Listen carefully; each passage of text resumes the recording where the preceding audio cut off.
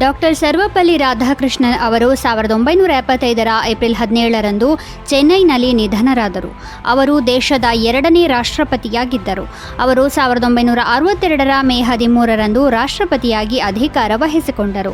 1947ರಲ್ಲಿ ದೇಶಕ್ಕೆ ಸ್ವಾತಂತ್ರ್ಯ ಬಂದ ನಂತರ ನೆಹರು ದೇಶದ ಮೊದಲ ಪ್ರಧಾನಿಯಾದಾಗ ಅಂದಿನ ಸೋವಿಯತ್ ರಷ್ಯಾಕ್ಕೆ ರಾಯಭಾರಿಯಾಗಿ ಕೆಲಸ ಮಾಡಲು ರಾಧಾಕೃಷ್ಣನ್ ಅವರನ್ನು ವಿನಂತಿಸಿದ್ದರು.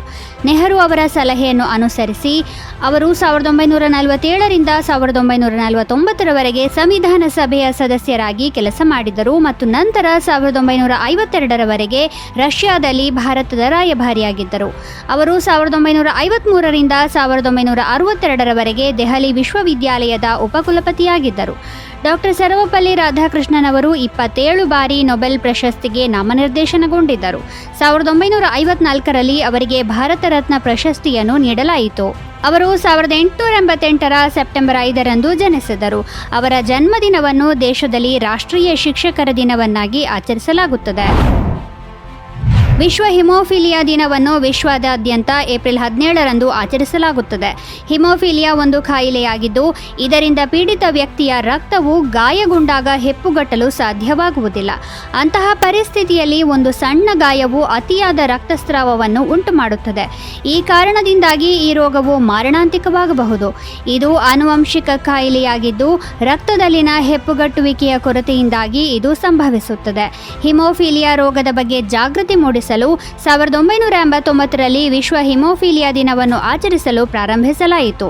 ವರ್ಲ್ಡ್ ಫೆಡರೇಷನ್ ಆಫ್ ಹಿಮೋಫಿಲಿಯಾವನ್ನು ಸ್ಥಾಪಿಸಿದ ಫ್ರಾಂಕ್ ಶ್ನಾಬೆಲ್ ಅವರ ಜನ್ಮದಿನವಾದ ಏಪ್ರಿಲ್ 17ರಂದು ವಿಶ್ವ ಹಿಮೋಫಿಲಿಯಾ ದಿನವನ್ನು ಆಚರಿಸಲಾಗುತ್ತದೆ. ಬೆಂಜಮಿನ್ ಫ್ರಾಂಕ್ಲಿನ್ 1790ರ ಏಪ್ರಿಲ್ 17ರಂದು ಅಮೆರಿಕದಲ್ಲಿ ನಿಧನರಾದರು. ಬೆಂಜಮಿನ್ ಫ್ರಾಂಕ್ಲಿನ್ ಅನೇಕ ಆವಿಷ್ಕಾರಗಳನ್ನು ಮಾಡಿದರು, ಆದರೆ ಅವರು ವಿಶೇಷವಾಗಿ ಮಿಂಚು ನಿರೋಧಕ ರಾಡ್ನ ಆವಿಷ್ಕಾರಕ್ಕೆ ಹೆಸರುವಾಸಿಯಾಗಿದ್ದಾರೆ. ಇದು ಫ್ರಾಂಕ್ಲಿನ್ ಅವರ ಪ್ರಮುಖ ಆವಿಷ್ಕಾರವಾಗಿತ್ತು. ಈ ಮಿಂಚು ನಿರೋಧಕ ರಾಡ್ನಿಂದಾಗಿ ಆಕಾಶದಿಂದ ಮಿಂಚು ಬೀಳುತ್ತಿದ್ದರೂ ಮನೆಗಳಿಗೆ ಹಾನಿಯಾಗುವ ಪ್ರಮಾಣ ಕಡಿಮೆಯಾಗಿದೆ.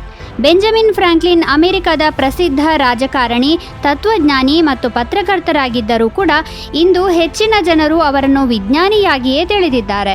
ಅಮೆರಿಕದಲ್ಲಿ ಸ್ವಾತಂತ್ರ್ಯದ ಘೋಷಣೆಯನ್ನು ರಚಿಸಿದ 5 ಜನರಲ್ಲಿ ಬೆಂಜಮಿನ್ ಫ್ರಾಂಕ್ಲಿನ್ ಕೂಡ ಒಬ್ಬರು ಎಂದು ಕೆಲವೇ ಜನರಿಗೆ ತಿಳಿದಿದೆ.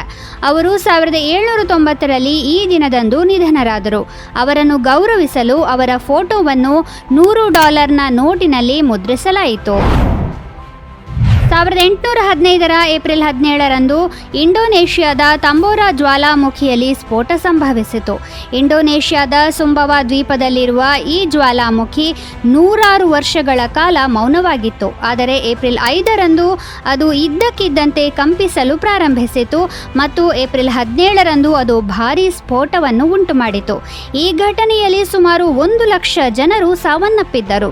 ಈ ಜ್ವಾಲಾಮುಖಿಯಿಂದ ಹೊರಬರುವ ಲಾವಾವು ಹೊಲಗಳು, ಕಾಡುಗಳು ಮತ್ತು ಮನೆಗಳನ್ನು ಆವರಿಸಿತ್ತು. ಜ್ವಾಲಾಮುಖಿಯು ಎಷ್ಟು ಉಗ್ರವಾಗಿತ್ತು ಅಂದರೆ ತಂಬೋರಾ ಪರ್ವತದ ಎತ್ತರವೂ ಕಡಿಮೆಯಾಯಿತು. 1972ರ ಏಪ್ರಿಲ್ 17ರಂದು ಶ್ರೀಲಂಕಾದ ಪ್ರಸಿದ್ಧ ಆಟಗಾರ ಮುತ್ತಯ್ಯ ಮುರಳೀಧರನ್ ಜನಿಸಿದರು.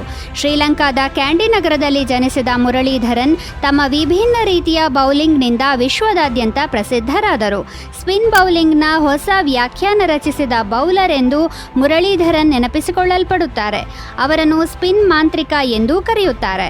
ಟೆಸ್ಟ್ ಮತ್ತು ಏಕದಿನ ಎರಡರಲ್ಲೂ ಅತಿ ಹೆಚ್ಚು ವಿಕೆಟ್ ಪಡೆದ ಮುರಳೀಧರನ್ ಅವರು ಮೊದಲಿಗೆ ಟೆಸ್ಟ್ ಕ್ರಿಕೆಟ್ನಿಂದ ನಿವೃತ್ತರಾದರು. 2011ರ ವಿಶ್ವಕಪ್ ನಂತರ ಅವರು ಏಕದಿನ ಕ್ರಿಕೆಟ್ಗೆ ನಿವೃತ್ತಿ ಘೋಷಿಸಿದರು. ಮುರಳೀಧರನ್ ತಮ್ಮ ವೃತ್ತಿ ಜೀವನದಲ್ಲಿ ಹಲವು ದಾಖಲೆಗಳನ್ನು ನಿರ್ಮಿಸಿದ್ದಾರೆ. ಟೆಸ್ಟ್ ಕ್ರಿಕೆಟ್ನಲ್ಲಿ ವಿಶ್ವದ ಅತಿ ಹೆಚ್ಚು ಅಂದರೆ 800 ವಿಕೆಟ್ಗಳನ್ನು ಪಡೆದ ದಾಖಲೆಯನ್ನು ಅವರು ಮಾಡಿದರು.